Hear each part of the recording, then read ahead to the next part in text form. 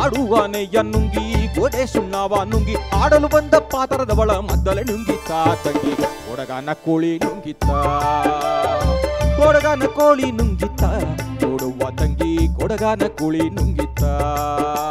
ನನ್ನ ಅಭಿಲಾಷೆಯ ಒಂದು ಸಾಲನ ಆ ಹಾಡಿನ ಒಂದು ಅಯ್ಯ ಸಿದ್ಧಪಡಿಸಿದ ರಸವೋ ಅದು ನಾಗರಾಜನ ಇಸವೋ